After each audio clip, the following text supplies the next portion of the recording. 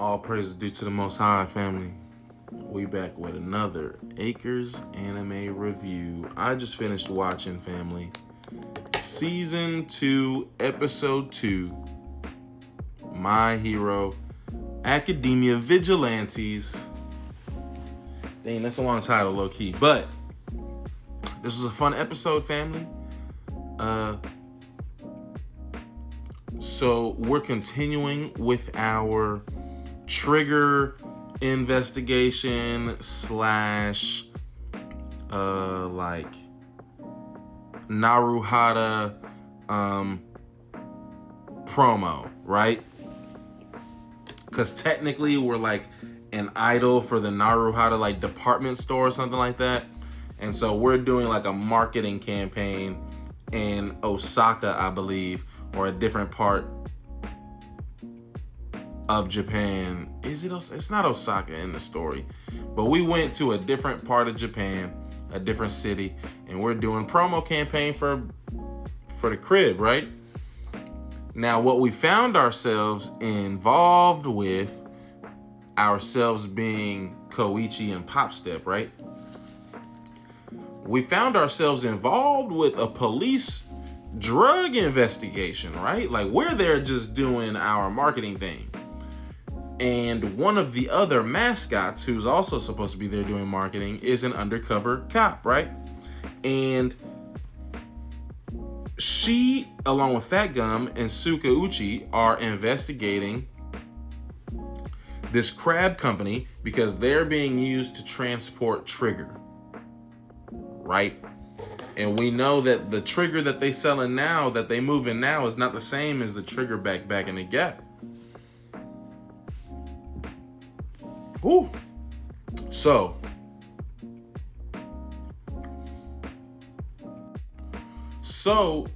the I think her name is Kaneko, right? The crab-haired girl. She's supposed to be the mascot for the crab company, but she is playing her undercover role. And so she says, "Oh, I gotta use the bathroom. I gotta dip off." And so she has Pop Step as a substitute for her. So Pop Step is now having finished her own marketing project, responsibility while she's there. Now she's filling in for the crab company. She's wearing one of these crab suits. Is her name Kaneko, bro? But the undercover cop lady, right? She sneaks onto the truck or where our product is being stored, and she, maneuvers her way into. There's a couple people working. But we don't know who to trust, right? So she maneuvers her way into the warehouse where they track in like the inventory and everything, and she starts doing her investigation. Now she does find that she finds evidence. She finds contraband, family, right? She find that they moving Trigger not in the crab or under the crab itself or anything, but they're being disguised as cold packs to maintain the temperature for the crab. You feel me? Now, if you've been peeping this character with the scar on his face that we seen at the end of season 1 and like at least once or twice in this season, or in the last episode, I think, you kind of recognize this guy off top because he's like the only character we've seen with a backwards hat. But so this character is the one. He's kind of in disguise or incognito, right? But so it's not obvious that it's him as first, but he engages with conversation with the undercover cop. "Hey, what you doing? Oh, we're not gonna be able to sell that one no more." But I peeped. I knew who it was.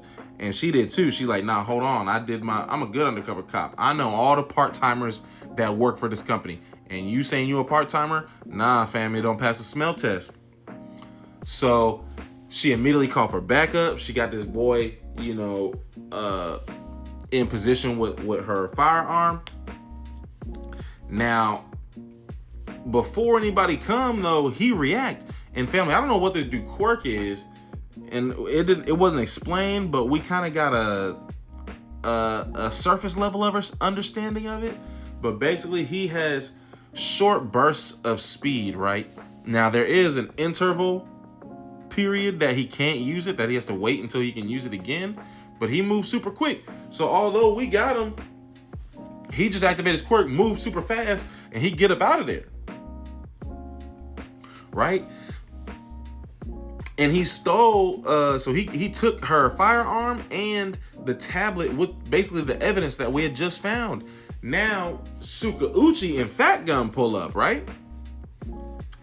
And this dude said he acts like he's gonna surrender, but then he activates his quirk again, super speed, and he's programming something in the iPad that make the crab robots start moving different. So he sicks the robots on the Fat Gum. This is neutralizing Fat Gum. Now, Fat Gum is holding the machines in place, but it's civilians that are occupying the machine. So the undercover cop is saying, don't hurt them, they're civilians. So he holds them in place. She shows us her quirk. She can like these are real scissors to her, family. Like she can do the same with her legs too. Like she did that at the end of the episode where she used her legs as scissors to cut the machine instead of her fingers. But basically that's what she do, is snip, clip, right? So she can really cut through metal right here like that. So she do that. We're able to save the civilians. We destroy the machines. Now, Pop Step machine was also affected by this program, so she going crazy, right? So we're gonna have to save her in a second. So Fat Gum and the undercover cop girl, they go on inside because we worried about this other machine is about to blow up, because that's what he programmed the machines to do. The two out here that we disposed of, they went and destroyed the evidence so he could run away safely. So he programmed the two machines that Fat Gum fought, programmed them to blow up near the evidence. They do that. And so that's why we know the third machine that Pop Step is in is planning to do the same. So we have a limited time. We have until her machine reaches her destination to save her. So Fat Gum, undercover cop go inside. Koichi also go inside. Tsukauchi's dealing with the suspect right now, right? And he puts a beating on these guys. Now Tsukauchi, I thought, neutralized him a little bit. He shot him in the leg, but then he put BTA. This dude was basically pinned down. Leg shot. We have a basic understanding of how his quirk works, so we kind of got him pinned. But then this dude, instead of speeding himself up, he slowed everybody else down. I don't know if it's an inversion of his power or if it's exactly how the power works, right? Some people's speed quirk is they speed themselves up. Some people's speed quirk is that they slow everybody else down. In this case, though, everybody else stopped moving. He's the only one allowed to move. And he's basically taking people's firearms and he's shooting them with it and throwing them away. And so when he continues time, everybody getting riddled. It was crazy. But so he got away.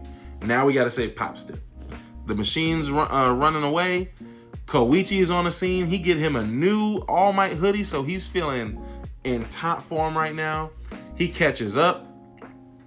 He calms Pop Step down. Fat Gum and the undercover cop, well, Fat Gum throws her. They do a combo move. He throws her. She catches up to the machine, is able to snip, and free Pop Step.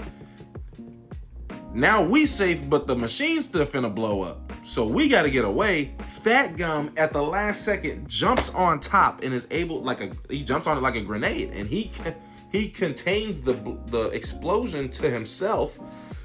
But we start to get away because he has to release that explosion later, right? Like a few seconds later. So we barely get away. He releases it. This is why at the end of the episode, Fat Gum is skinny now. It's Skinny Gum. But everybody's safe now. The crab company boss, he let the kids go away because Koichi and Pop Step go because their train was leaving. But the cops and Fat Gum are upset. They're like, bro, there are witnesses. Like, we need their information. So they're going to be looking for them later. The crab guy who hired Pop Step and Koichi left them with a card, a point of contact card. And Tsukauchi sees that they're working with his little sister. So expect his investigative work to continue. Expect that the other shoe to drop soon. But this is a fun, entertaining episode, family. I'm excited for the rest of the season.